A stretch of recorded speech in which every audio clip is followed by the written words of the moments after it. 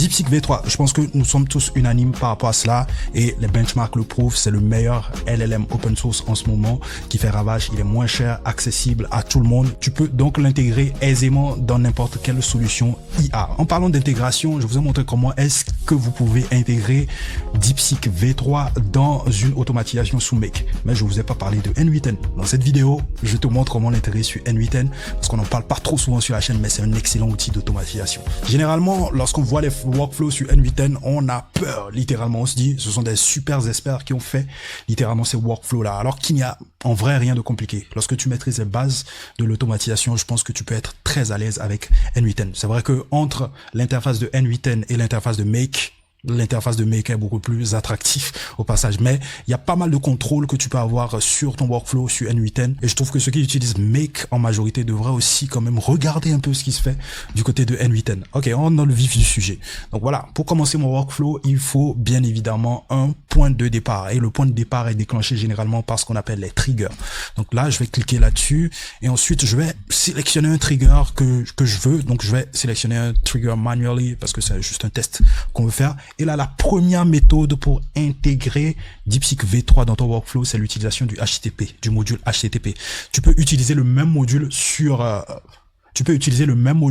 Make. Il y a un module HTTP qui fait exactement la même chose. Tu vas voir. Donc, si tu maîtrises en quelque sorte l'automatisation sur Make, en vrai, tu peux très bien te débrouiller sur N8N. Donc là, je vais chercher le module HTTP et tu vas le retrouver dans la partie Core. Une fois que tu cliques sur Core, tu retrouves le module HTTP ici. Tac. Et donc voilà.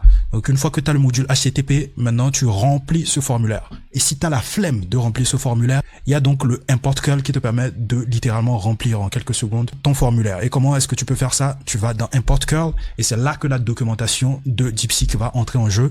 On va aller dans la documentation et dans la documentation, tu vas voir, il y a une partie Your First API Call. Et dans la partie Your First API Call, il y a une partie curl. Ici, une partie Python, Node.js qui te montre des exemples d'intégration de DeepSeek. Donc là, on va sélectionner la partie curl et on va tout simplement copier donc le curl là. Voilà, on copie, pas besoin de sélectionner forcément. Ensuite, on va la coller ici et on fait import et puis tac, tout de suite, notre formulaire est rempli et on peut donc modifier certains éléments. Il y a certains éléments qu'on peut modifier. Par exemple, la clé API. Je vous ai montré comment est-ce que vous pouvez générer une clé API sous DeepSeek. Il y a une partie DeepSeek Platform qui te permet de générer une clé API. Donc là, tu viens dans la partie clé API ici. Et ensuite, tu peux générer ta propre clé API. Un peu comme sur le playground de OpenAI. Et donc, pour vos clés API ici, vu que lorsque vous générez vos clés API, vous n'avez le droit que de le copier une seule fois.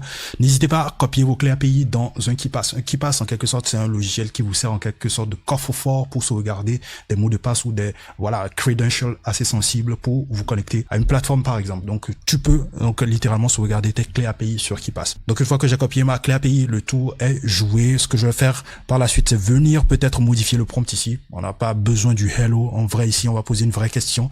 On dit capitale de la France. Voilà, pour tester.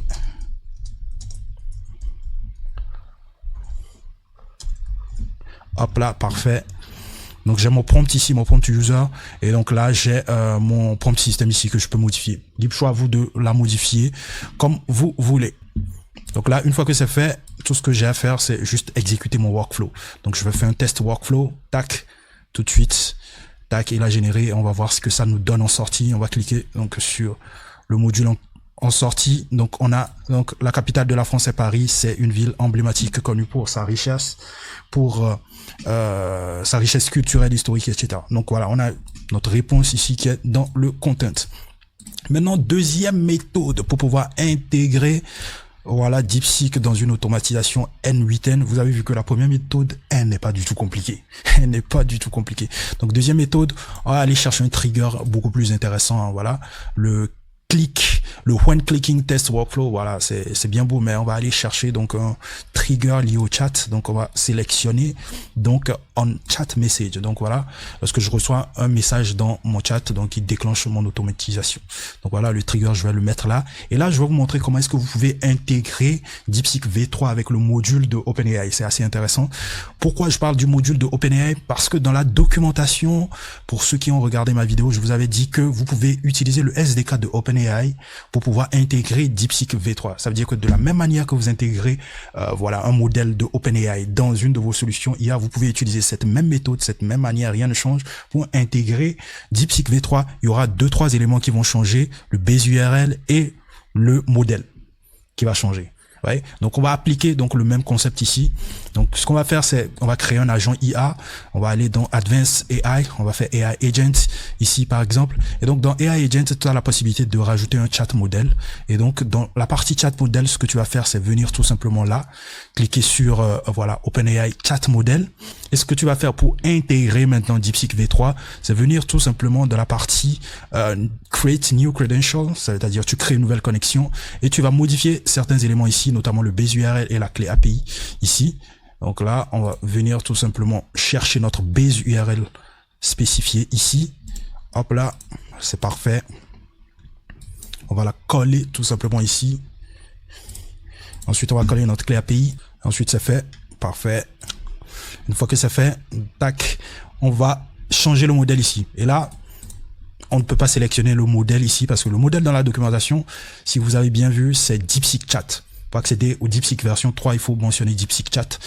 Donc voilà, on ne peut pas mentionner DeepSeek Chat ici avec le fixe. Donc ce qu'on va faire, c'est on va choisir donc la partie expression qui nous permet de modifier donc le modèle. On va aller copier tout simplement le DeepSeek Chat ici. Ensuite, on va revenir le coller ici. Hop, et le tour est joué. Et on est bon. Nickel. Donc parfait. Donc une fois que c'est fait, donc on va exécuter tout simplement notre chat. Et donc on a le chat ici. On va dire le meilleur.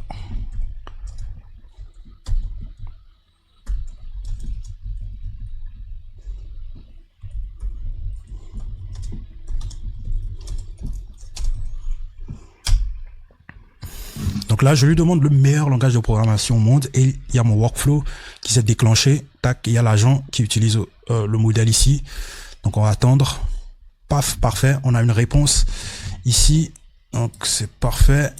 Là. Donc voilà le output. Le meilleur langage de programmation dépend fortement du contexte dans lequel il est utilisé. Donc il nous parle de Python, JavaScript, Java, C++. Donc il nous fait un top 10 en quelque sorte des meilleurs langages de programmation au monde.